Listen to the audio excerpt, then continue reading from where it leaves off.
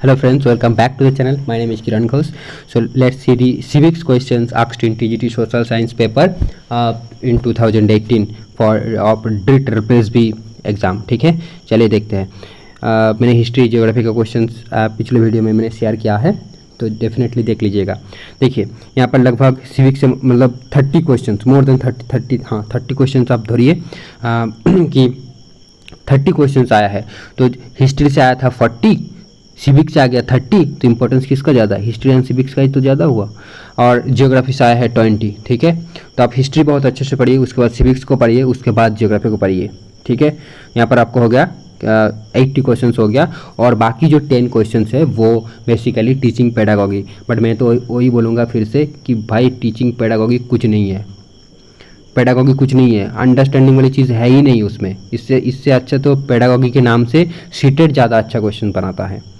तो वहाँ पर भी वही फैक्चुअल पूछा गया है, जो चीज़ें हम एमएड में अभी पढ़ रहे हैं उस टाइप का फैक्चुअल चीज़ें कि ये कब बने थे, वो कब बने थे, ये सारी चीज़ें पूछे जा रहे हैं. मैं आपको क्वेश्चन दिखाऊंगा डेफिनेटली. तो आप ऐसे मान के चलिए कि हिस्ट्री से आपका 40 क्वेश्चन आएगा, सिविक्स से आपका 30 क्वेश्चन आएगा, देन 20 आपका आएगा जियोग्राफी से, एंड देन 10 आएगा वही टीचिंग पेडागॉगी जो भी है उससे. तो ये हो गया आपका टीजीटी में 100 क्वेश्चंस. और पेपर 1 में आपका 100 मार्क्स रहता है, जिसमें 5 पार्ट्स रहता है, आपको पता ही होगा. तो चलिए हम सिविक्स को क्वेश्चंस को भड़ाभड़ देख लेते हैं. ठीक है, जल्दी से. सो Narmada Bachao Andolan is a good example of. तो देखो ये लग सकता है कि नर्मदा बचाओ आंदोलन तो हम जियोग्राफी में पढ़ते, बट ऐसा नहीं है. यहाँ पर ऑप्शन देखोगे तो आपको पता चलेगा कि हाँ ये पॉलिटिकल साइंस के साथ रिलेटेड है. तो Narmada Bachao Andolan is a good example of movement है. Now who has the power to implement fundamental right? Definitely supreme and high court है. नाउ चीज़ें नोट करो कि भाई सारे क्वेश्चंस फैक्ट बेस्ड है, फैक्ट से सिर्फ आपको याद रखना होगा. By which article of constitution untouchability was removed by constitution? तो article 17. Then right to constitutional remedies is mentioned in which article of constitution? Article 32. Then on dash, ये PT का मतलब नहीं पता, Jawaharlal Nehru introduce the objective resolution in constituent assembly. तो ये objective resolution मतलब वही जवाहरलाल नेहरू है जिससे हम जानते हैं. पीटी का मतलब आपको पता है तो बता दीजिएगा. इसका डेट था 30 दिसंबर 1946. ठीक है.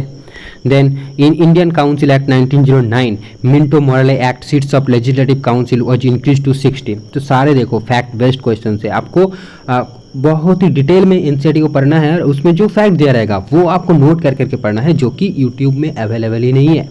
ठीक है, तो मैं आने वाले वीडियोस में कोशिश करूंगा कि आपको लाइव एनसीईआरटी पढ़ के आपके साथ शेयर करूंगा, और मैं एम्फसाइज करूंगा कि एनसीईआरटी का कौन सी फैक्ट आपको नोट करना पड़ेगा, नोट करना चाहिए, कौन सी पॉइंट पे आपको फोकस करना चाहिए. ठीक है, वो जो चीज़ें हैं अंडरस्टैंडिंग वाली वो हम स्टोरी तरीके से याद रखने का कोई फ़ायदा नहीं है, क्योंकि यहाँ पर एमसीक्यू है, ऑब्जेक्टिव क्वेश्चन है, हम ऐसे टाइप का आंसर नहीं लिखेंगे. बट ज़्यादातर यूट्यूब टीचर वही आपको ओवरऑल स्टोरी बताता है. By the way, leave it. By which act federal structure was introduced by British? तो एक्ट ऑफ 1935. ये आपको आता है तो नहीं आता है, आता है तो आता है, नहीं आता तो नहीं आता है. बस स्टोरी जान के यहाँ पर कोई फायदा नहीं है. Then separate electoral system was introduced in which act? तो यह था एक्ट 1909. देखो आपको लग सकता है कि कुछ चीज़ें हिस्ट्री से भी रिलेटेड है, डेफिनेटली है. अब अगर हिस्ट्री आप बहुत अच्छे से पढ़ेंगे तो आसानी से आप सिविक्स बिना पढ़ के ही 5-6 क्वेश्चन सही करके आ जाओगे. Lord Patrick Lawrence and Sir Stafford Cripps, A.V. Alexander are related to which of the following? तो कैबिनेट मिशन प्लान. अगर आपको लग रहा है कि ये हिस्ट्री का क्वेश्चन है तो डेफिनेटली आप हिस्ट्री पढ़िए, तो फिर हिस्ट्री का क्वेश्चन 40 से भी ज़्यादा हो जाएगा आपका वहाँ पर. ठीक है, 40 से भी ज़्यादा हो जाएगा. तो यही बात है कि हिस्ट्री एंड सिविक्स से अच्छे से पढ़ना होगा. नेक्स्ट क्वेश्चन देखिए, according to which amendment word socialist and secular are added on preamble of Indian constitution? तो 42nd अमेंडमेंट बिल्कुल फैक्चुअल है. Then which provision of constitution provide power to parliament to establish a new state? Article 2 and 3. कुछ नहीं है, बस आपको याद रखना है. Which of the following states has the highest Lok Sabha seats? तो महाराष्ट्र याद रखना है. अब मैं आगे और भी इसके रिलेटेड क्वेश्चन दिखाऊंगा मैं. Which one of the following is not the power of parliament? तो यहाँ पर थोड़ा ये जो नॉट वाली क्वेश्चन होती है यहाँ पर थोड़ा कॉन्सेप्ट आपको लगता है. तो देखिए, can impose any language in the state? तो ये तो बेकार की हो गई, इससे नहीं होते. पार्लियामेंट की डेमोक्रेसी में इम्पोज नहीं कर सकते. Now below is the list of Rajya Sabha seats for different state, which one of these is correct? तो देखो आपको स्टेट्स के सीट्स भी याद रखने पड़ेंगे कि कौन सी स्टेट में कितने सीट्स है. देखा, तो ये आंध्र प्रदेश में 11 है, गुजरात में 11 है. बाकी ऑप्शन लिया नहीं क्योंकि ये फैक्चुअल क्वेश्चन, तो बाकी ऑप्शन लेने का कोई फायदा नहीं है. आपको पता है तो पता है, नहीं पता है तो नहीं पता है। तमिलनाडु में 18 सीट्स है, राजस्थान में 10 है। देख लीजिएगा अभी करंट का क्या सिनेरियो है, क्योंकि ये 2018 का क्वेश्चन से हो सकता है 2024 में आप चल रहा है जो यार इसमें बढ़ गया है या फिर घट गया है, मेरे को नहीं पता, देखना पड़ेगा।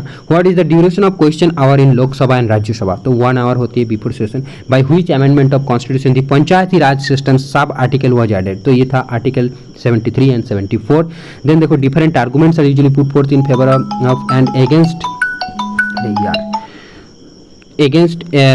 Against power sharing, so identify those which are in favour of power sharing. तो यहाँ पर देखो option A B D F जो है यहाँ पर ट्रू है। बहुत सारे स्लाइड्स है तो मैं एक बार कॉल कर लेता हूँ, रुको। ओके, तो हम यहाँ पे थे, देखो arguments are usually put forth in favour and against power sharing, ठीक है। तो मतलब कौन कौन सी स्टेटमेंट यहाँ पर सही हो बताना पड़ेगा। तो identify those which are in favour of power sharing, अच्छा जो कि इन फेवर है उसको हमको यहाँ पर चूज करना है, पावर शेयरिंग के इन फेवर में है। तो reduced conflict among different communities, definitely जब पावर शेयर होगा तो कॉन्फ्लिक्ट कम हो जाएगा, तो ये ट्रू होगा।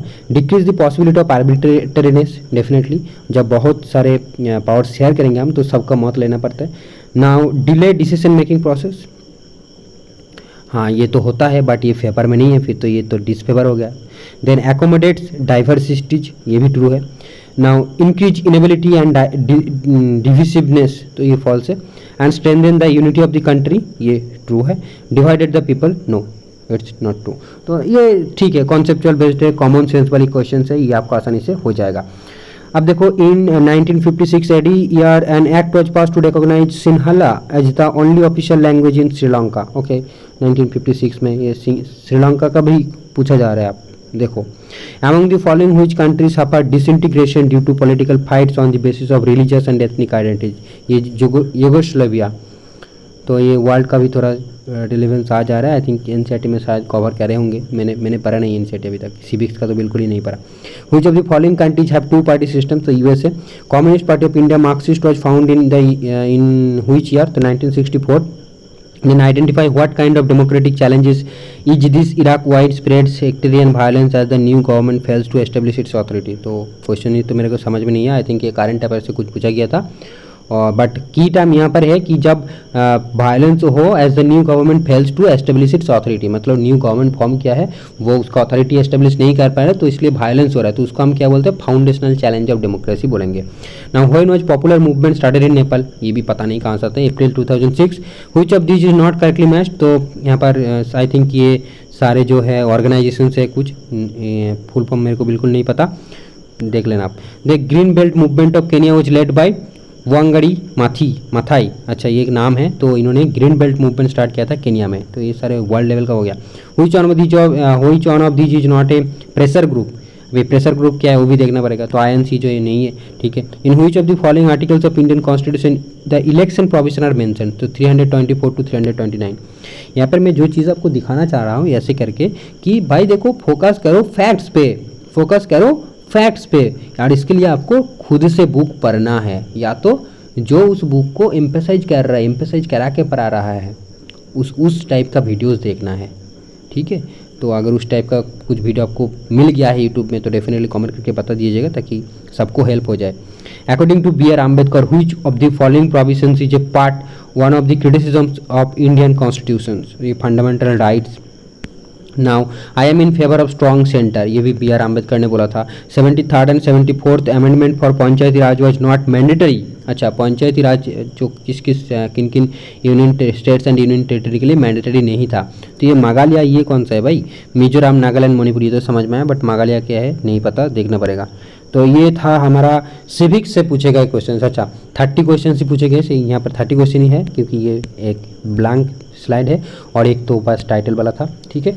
तो देखो हिस्ट्री से 40 क्वेश्चन आप मान के चलिए, 30 क्वेश्चन आप सिविक्स से आपको मिलेगा, जियोग्राफी से 20 क्वेश्चन आपको मिलेगा, और जो 10 क्वेश्चन मतलब 100 टोटल होती है तो 90 हो गया, 40 30 एंड 20 90 हो गया, और 10 क्वेश्चन आपका वो एडुकेशन वाला, एडुकेशन रिलेटेड आएगा, ठीक है।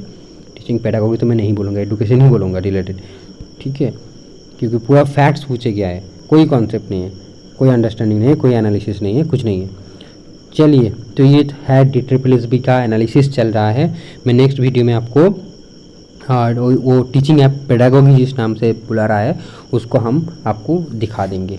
ठीक है, चलिए, तो हमारा 2018 का पेपर लगभग कंप्लीट हो जाएगा। देखिए मैंने जियोग्राफी का शेयर कर दिया, हिस्ट्री का शेयर कर दिया और ये सिविक्स का भी कर दिया।